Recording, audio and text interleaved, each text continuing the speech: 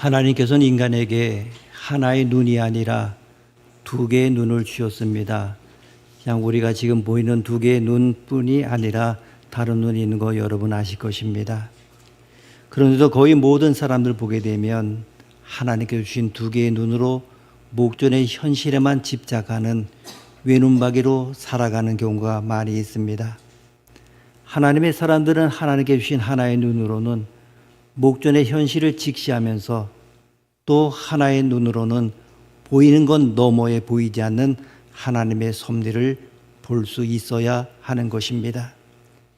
이런 의미에서 우리가 사도행전 후반부를 쭉 보게 되면 이제 사도 바울이 로마로 가는 그 여정 속에서 재판을 받기도 하고 감옥에 갇히기도 하는 그러한 여러 가지 많은 일들 속에 회유를 당하는 그러한 일들도 많이 있습니다. 이런 의미에서 아그리빠 왕이 아무리 왕의 위세를 부리고 있어도 황제에게 상소하지 않았다면 바울이 속방돼서 있었다라고 속단한 그는 하나님의 섭리를 보지 못하는 외눈박이에 지나지 않았다고 볼 수가 있습니다. 반면에 바울은 명실상부하게 그 눈을 지닌 사람이었습니다. 그에게는 현실을 직시하는 하나의 눈과 현실 너머에 보이지 않는 하나님의 섭리를 바라보는 또 하나의 눈이 모두 정상적으로 작동하고 있었습니다. 그래도 바울은 전임 총독 벨릭스에게 단지 뇌물을 바치지 않았다는 죄 아닌 죄 때문에 2년 동안 옥살이를 통하여 로마 제국의 보호 속에서 자신을 안전하게 로마로 인도해 가시려고 하는 하나님의 섭리를 보았습니다. 그래서 그는 아무 죄를 짓지 않았음에도 로마 황제에게 상소했습니다. 두 눈의 사람으로 살아가는 바울의 그와 같은 행보를 두 눈을 지니고서도 외눈박이로 살던 아그리빠 왕이나 베소 총독이 어떻게 이해할 수가 있겠습니까? 우리가 읽지 않았습니다마는 1절과 2절 말씀 우리가 함께 읽습니다. 우리가 배를 타고 이달리아에 가기로 작정됨에 바울과 다른 죄수 몇 사람을 아구스도대의 백부장 율리오라는 사람에게 맡기니 아시아 해변 각처로 가려 하는 아드라무테노베에 우리가 올라 항해할세 마게도나의 데살로니가 사람 아리스가도도 함께 하니라. 아멘. 이 오늘 나오는 본문의 시기는 주 60년 가을인 것으로 추정하고 있습니다. 당시 지중해가 거칠어지게 되는 9월 중순부터 3월까지는 지중해 항해에 각별한 주의가 필요했고 특히 크고 작은 폭풍이 이어지는 11월 중순부터 1월 말까지는 지중해 항해는 전면 금지되어 있었습니다. 베소 총독은 황제에게 상소한 사울이 지중해 항해가 전면 금지되기 이전에 로마가 위치한 이탈리아 반도에 당도할 수 있도록 바울로 하여금 서둘러 가이사라를 출발하게 했습니다. 여기서 1절의 주어가 1인칭 복수 대명사인 우리로 시작하고 있다는 사실에 먼저 주목할 필요가 있습니다. 그것은 사도행전을 기록한 누가가 바울과 다시 합류하였음을 의미합니다. 사도행전 16장부터 바울과 동행하기 시작한 의사 누가는 바울이 가이사라 헤롯궁에 구금당해 있는 2년 동안 그가 석방되기를 기다렸습니다. 그리고 황제에게 상소한 바울이 로마 길에 오르자 바울과 다시 동행하기 시작한 것입니다. 의사 누가에게는 바울이 어디로 가든지 바울과 동행하면서 바울 곁에서 바울을 도우며 바울의 행적을 기록하는 것이 그의 소명이었습니다.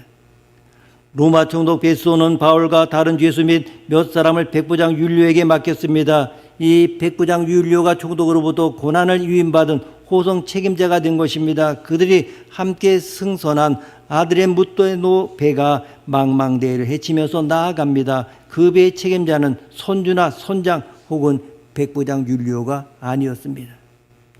하나님에 의해서 임명된 책임자는 바울이었습니다. 그 귀한 사명을 맡기시기 위해서 하나님께서는 바울에게 겉으로 설명할 수 없는 불가사의한 사랑을 베풀어 주셨습니다. 바울은 약 반년에 걸쳐서 지중해를 횡단하면서 그 사명을 완벽하게 수행을 하였습니다. 그리고 영국의 역사가인 토인비의 지적처럼 바울이 승선한 그 한 척의 배로 인하여 유럽의 역사가 새로워졌다. 바울이 그 배를 타지 않았던들 유럽은 오늘날과 같은 유럽일 수가 없을 것이다. 하나님께서는 로마 황제에게 상소한 바울에게 유럽을 맡기셨고 바울은 결과적으로 그 사명까지도 완수하였다고 했습니다.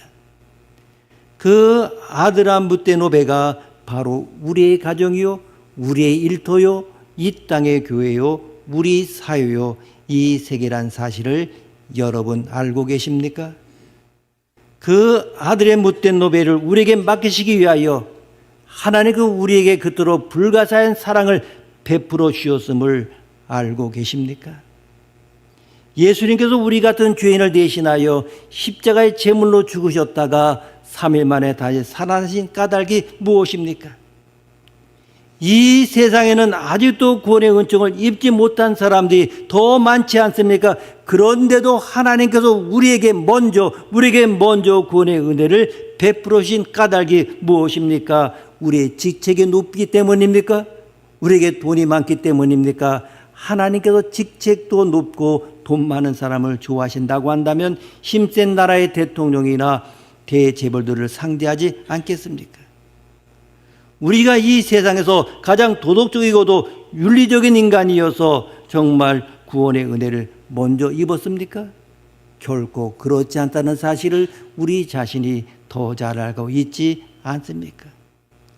그럼에도 하나님은 우리의 구원의 은혜를 베풀어 주신 이유가 도대체 무엇이겠습니까? 우리 역시 그것은 도무지 알 수도 설명할 수 없는 정말로 하나님의 절대적이고도 불가사의한 사랑 때문이라고 대답할 수 있습니다. 하나님께서 우리에게 그토록 불가사의한 사랑을 베풀어 주신 까닭은 당신이 구원하시려고 하는 사람들을 승선시킨 아드람 무테노베를 우리에게 맡기시기 위함이었다고 하는 것입니다. 사도행전 27장에서 바울은 체포가 되어 로마로 가기에 배를 탔습니다. 앞으로 갈 길은 굉장히 멀고 험합니다. 작은 배를 타고 무라라는 항구에 도착해 지중해 한복판을 지났고 이탈리아 로마까지는 큰 배로 갈아타야 했습니다. 갈아탄 배는 알렉산드리아에서 온 무역선이었습니다. 당시 로마는 많은 전쟁을 했고 그 때문에 배의 역할은 매우 중요했습니다. 군인들을 수송하거나 죄수를 호송할 때는 상인과 협정을 맺어서 배를 이용하는 일이 종종 있었습니다. 바울의 호송도 그런 방식으로 이루어졌습니다. 선원이 따로 있었지만 그런 배는 군인들이 장악했습니다. 죄수들이 타기 때문에 선장의 지휘권을 가지면 배를 통제할 수 없기 때문입니다. 무라에서 니도까지는 이틀 뱃길이 지나지 않았습니다.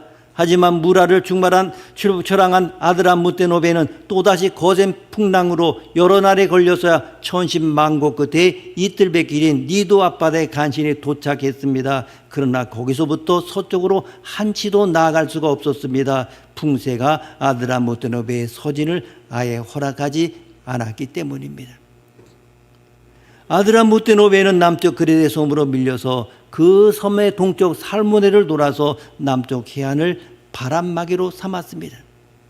그런 상황 속에서 바울이 손을 들고 나섰던 것입니다.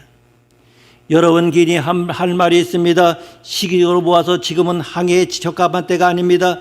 바울은 이 뱃길을 13차례 정도 왕래한 경험이 있습니다. 고린도 후서에서는 바울이 탄 배가 3번이나 파손을 당했다고 밝히고 있습니다. 바다에서의 항해는 바울이 그 누구보다도 잘 알고 있습니다. 이제 곧 겨울이 다가옵니다. 그러면 이 바다가 굉장히 험해지는데 좀 시간이 걸리더라도 여기에 몇 달 머물다가 다시 항해합시다. 바울이 이렇게 제안했습니다마는 그는 지금 미결수의 신분입니다. 범법자와 똑같은 취급을 당하는 죄수였습니다.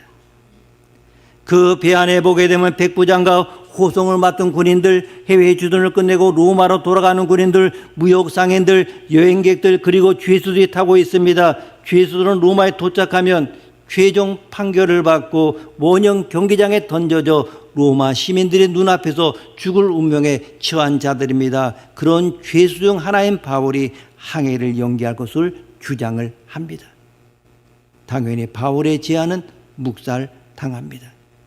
선장과 손주는 배에서 가장 영향력 있는 사람입니다. 주의권을 가진 백부장은 당연히 선장과 손주의 말을 따릅니다. 일개 미결수 바울의 돌발 의견에 귀를 기울이지 않는 것은 당연합니다.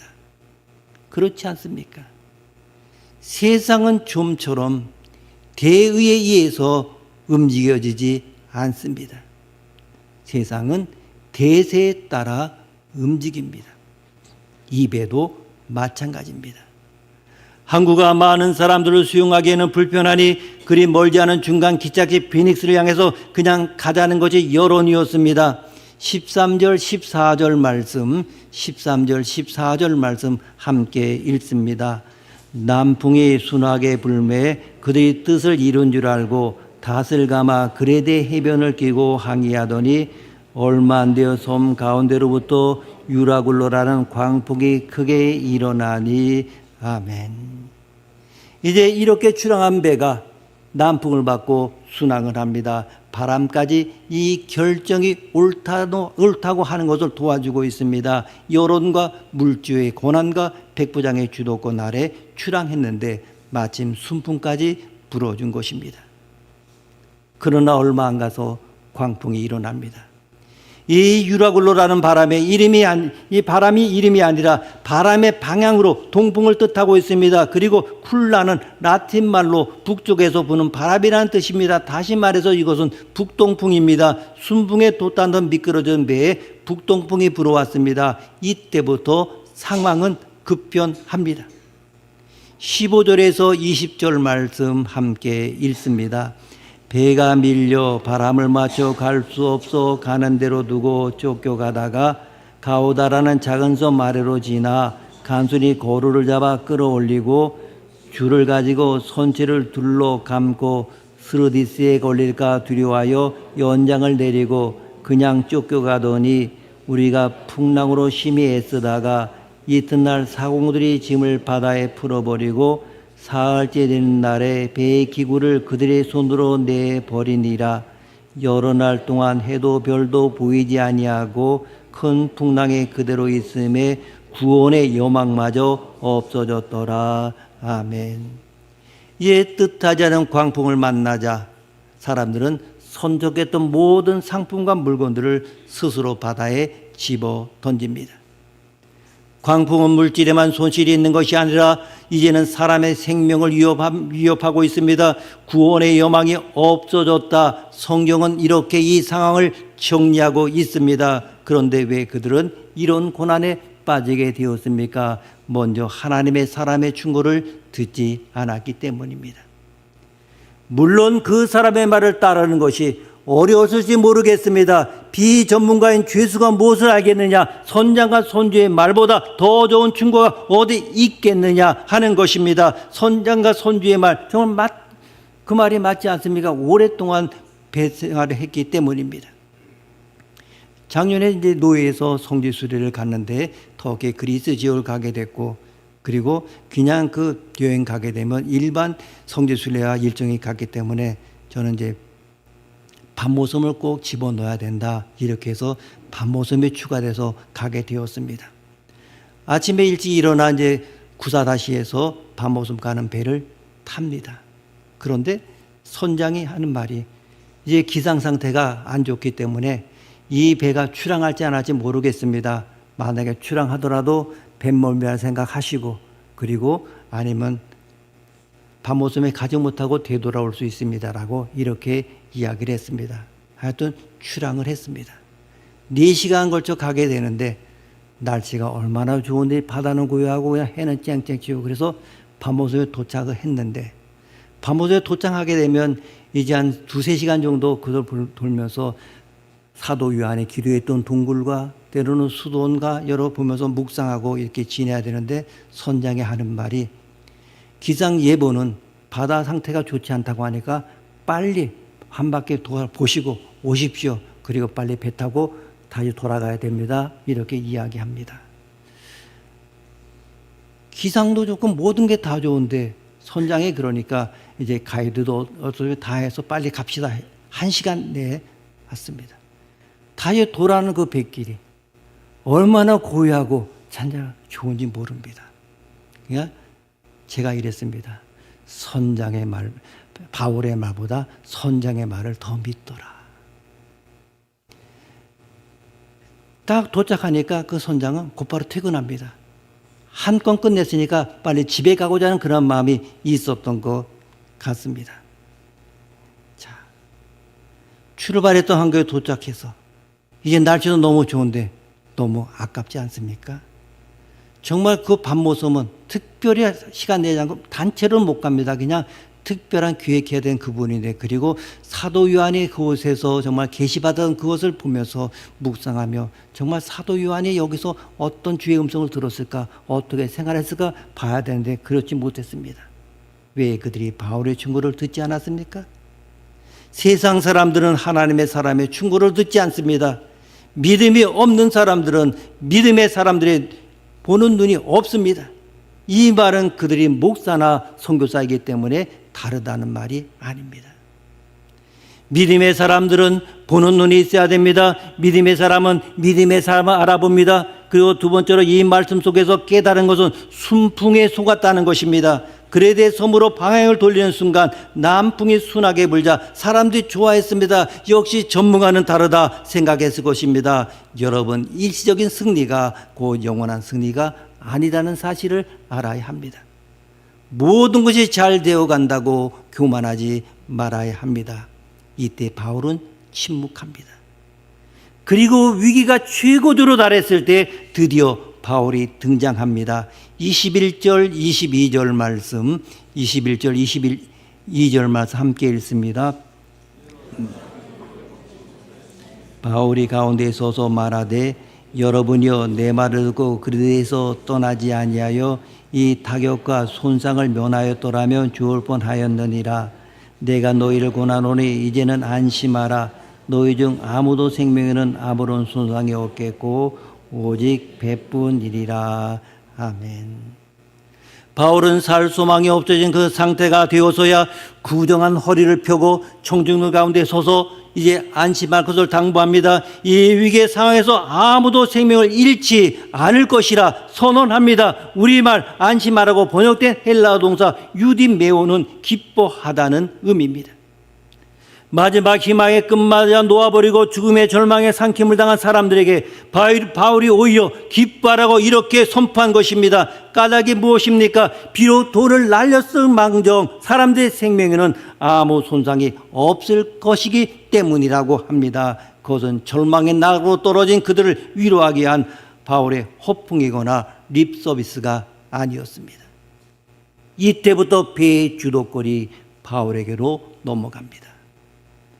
바다는 계속 요동치고 상황은 나빠질도 나빠졌는데 백부장을 중심으로 하나둘 바울의 말을 듣기 시작합니다. 27절에서 32절입니다. 27절에서 32절 함께 읽습니다. 열나흘째 되는 날 밤에 우리가 아드리아 바다에서 이리저리 쫓겨가다가 자정쯤 되어 사공들이 어느 육지에 가까워지는 줄을 짐작하고 물을 지어보니 20길이 되고 조금 가다가 다시 재리 15길이라. 암초에 걸릴까요? 고물로 단 넷을 내리고 다시 되기를 고대하니라. 사공들이 도망하고자 하여 이 물에서 닷을 내리는 체하고 고르빼를 바다에 내려놓고늘. 바울이 백부장과 군인들에게 이르되 이 사람들이 배에 있지 아니하면 너희가 구원 얻지 못하리라 하니 이에 군인들이 거루줄을 끊어 떼어 버리니라. 아멘. 이런 큰 배는 조그만 고르빼 작은 배를 매달고 다닙니다. 위험한 상황에 닥치면 고르빼를 타고 탈출하고 큰 배를 버립니다. 선원들이 가만히 사태를 보니까 이 배는 희망이 전혀 보이지 않았습니다. 고르빼를 살살 내려 자기네들끼리 떠나려 하는 것을 바울에게 들켰습니다. 바울이 백부장과 군인들을 불러다가 저 사람들이 이 배를 떠나게 되면 다 죽습니다. 못 떠나게 하십시오. 이렇게 건의하자 군인들이 거루줄을 끊어 거룻배를 바다에 버립니다. 바울의 말에 백부장과 군인들도 따르게 되었습니다. 그리고 이뿐만이 아닙니다. 34절에서 36절 말씀 함께 읽습니다. 음식 먹기를 권하니 이것이 너의 구원을 위하는 것이요 너희 중 머리카락 하나도 잃을 자가 없으리라 하고 떡을 가져다가 모든 사람 앞에서 하나님께 축사하고 떼어 먹기를 시작하며 그들도 다 안심하고 받아 먹으니 아멘. 그들은 불과 2주 전까지만 해도 바울의 외침을 냉정하게 무시했습니다. 그러나 이제 백부장과 군인들뿐만 아니라 배에 타던 276명 모든 사람이 바울의 말에 따라 움직입니다. 폭풍우를 기점으로 생긴 변화입니다. 그런데 이 폭풍우의 상황은 전혀 달라지지 않았습니다. 배는 여전히 위험합니다. 그런데도 사람들은 바울의 말에 설득을 당하여 순종하고 있습니다. 세상은 바로 이 배와 같습니다. 각양각색의 사람들이 이 배의 꿈을 싣고 로마로 향합니다. 군인들은 세외주전을 끝내고 본대에서 승진을 꿈꾸고 있습니다. 상인은 이익을 남길 희망에 부풀어 있습니다. 여행객은 각각의 목적에 따라 로마를 상상합니다. 이렇게 각자의 꿈을 실은 배가 폭풍우 앞에 서면 눈에 보이는 이익을 다 버리게 됩니다. 구원의 여망까지 없어지게 될 때 취급조차 않았던 미결소 한 사람의 가녀린 외침이 엄청난 굉음으로 귓전을 때리기 시작합니다. 바울이 무슨 국어로 폭풍우 가운데 외칠 수 있었습니까? 22절에서 25절 말씀 함께 읽습니다. 내가 너희를 권하노니 이제는 안심하라.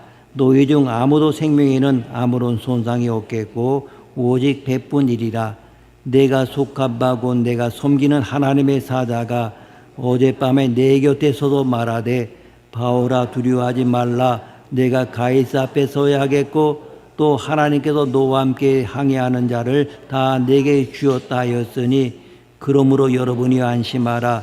나는 내게 말씀하신 그대로 되리라고 하나님을 믿노라. 아멘. 바울이 절망의 나락에 떨어진 사람들에게 도리어 기뻐하라고 선포한 근거는 하나님, 곧 하나님의 말씀이었습니다. 바울이 위대한 사도라고 해서 유라굴로 강풍이 바울만 비켜간 것이 아니었습니다. 바울 역시 이 아드라 무띠노 배에서 정말로 사람과 똑같이 이리 굴고 저리 굴리고 했을 것입니다. 통제력을 상실한 배에서 바울도 중심을 잡지 못한 채 여러 차례 나둥그렸을 것이고 무엇 하나 먹을 것 없이 여유도 없었을 것입니다. 그렇지만 바울은 다른 사람처럼 절망에 삼킴을 당하기는커녕 사람들에게 안심하라, 기뻐하라, 소망의 메시지를 선포하였습니다. 그 죽음의 강풍 속에서도 하나님께서 당신의 말씀으로 바울과 함께 해주신 덕분이었습니다. 유라굴로 강풍이 아무리 죽음의 강풍이라 할지라도 바울이 하나님의 섭리 속에서 반드시 황제 법정에 서게 될 것임을 당신의 말씀으로 재확인시켜 주신 것이었습니다. 여기서 우리가 반드시 알아야 할 것은 하나님을 믿노라는 바울의 외침입니다. 한국교회는 지금까지 성도들에게 믿음은 곧 충성이라고 하는 간단한 도식으로 믿음을 설명해 왔습니다. 물론 열심과 충성은 신앙생활에서 우리가 마지막으로 도달해야 할 결론입니다. 문제는 이 결론에 이르는 과정을 선명하게 하는 것입니다. 만약에 이 과정을 생략하고 열심을 다하는 것 그리고 충성의 싸움뿐인 신앙만 있다고 하면 교회는 피곤합니다. 이런 구도 아래서는 유능과 무능, 필요한 사람과 불필요한 사람으로 갈라지게 됩니다. 하나님의 인생을 구속하시고 불러주신 이유가 유능한 사람과 무능한 사람 혹은 필요한 사람과 불필요한 사람을 구분하기 위해서입니까? 믿음은 누가 얼마나 더 충성하느냐? 열심을 내는 문제가 아닙니다. 믿음의 초점이 무엇입니까? 하나님에 대해서 정확하게 아는 것입니다. 우리는 믿음을 내가 얼마나 열심히 믿느냐 하는 문제로 생각합니다. 충성하지 못하면 좌절하고 좌절은 스스로를 쓰러지게 합니다. 자신의 열심과 충성과 지성과 노력에 신앙의 기초를 두고 있기 때문에 믿음이 그런 식으로 표현이 되는 것입니다. 우리는 지금 세상에 속한 채 세상의 부유함만을 목적으로 삼고 있는 것은 아닙니까? 그렇다면 우리는 언젠가 세상에서 분명히 부유함을 누릴 수 있을 것입니다. 하지만 오늘 밤이라도 하나님께서 우리의 생명을 거두신다면 하나님 앞에서 이 세상의 부유함은 아무런 쓸모가 없다는 것을 알아야 합니다. 목적이 되어버린 세상의 부유함은 하나님의 법정에 서야 하는 우리에게 도리어 무거운 짐이 될 것입니다. 잠언 30장 7절에서 9절 말씀입니다. 잠언 30장 7절 9절 말씀 함께 읽습니다. 내가 두 가지를 주께 구하여 싸우리 내가 죽기 전에 내게 거절하지 마시옵소서. 그 헛된 것과 거짓말을 내게서 멀리하옵시며 나를 가난하게도 마옵시고 부하게도 마옵시고 오직 필요한 양식으로 나를 먹이시옵소서. 홍대가 배불러서 하나님을 모른다 여호와가 누구냐 할까오며 홍대가 가난하여 도둑이라고 내 하나님의 이름을 욕되게 할까 두려함이니이다. 아멘. 우리는 지금 무엇을 위하여 기도하고 있습니까? 가만히 생각해 보면 뭐라고 기도하든 결국 핵심은 돈을 위해서가 아닙니까? 우리는 지금 무엇을 목적으로 살고 있습니까? 교회 다니기는 하지만은 실은 돈 아닙니까? 돈이 삶의 목적이기에 그리스도인이면서도 거짓마저 소심자고 있지 않습니까? 하지만 그렇게 살다가 어느 날 죽음이 유라굴로 광풍이 불현듯 우리를 덮칠 때 우리의 돈이 그 죽음의 광풍에서 우리를 건져줄 수 있겠습니까? 그때 우리의 돈을 다 내버린들 그 죽음의 광풍을 비켜갈 수 있겠습니까? 오히려 돈을 목적으로 삼느라 자신과 타인의 생명을 찔러 해치며 살아온 우리 자신의 어리석음 이를 갈며 후회하지 않겠습니까? 그때 우리의 모습은 그토록 지키려 했던 재산을 유라굴로 강풍 속에서 바다에 모두 내버리고도 살 소망까지 끊어진 오늘의 본문의 사람들과 아무 차이가 없겠습니까? 호세아서 6장 6절 말씀 보게 되면 나는 니네를 원하고 제사를 원하지 아니하며 번제보다 하나님을 아는 것을 원하노라 말씀하고 있습니다. 제사를 원하지 않는다는 말은 정말 제사가 무용하다는 뜻이 아닙니다. 하나님의 실존과 그가 하시는 일의 목적 그리고 그분의 성품을 아는 것에 신앙의 기초를 두어야 한다는 뜻입니다. 우리가 연약해도 실패해도 그저 부족하다 느낄지라도 다시 일어설 수 있는 것은 믿음의 기초가 하나님께 있기 때문입니다. 하나님은 어느 한순간에도 우리를 포기하지 않으십니다. 10번 아니 100번 넘어져도 다시 일으키시는 분이 하나님이십니다. 에스겔은 포로로 잡혀서 소망이 없고 길을 잃어버렸을 때에 하늘문이 열리고 목구름의 틈바구니 속에서 한 은빛 광채가 나타난 것을 보았습니다.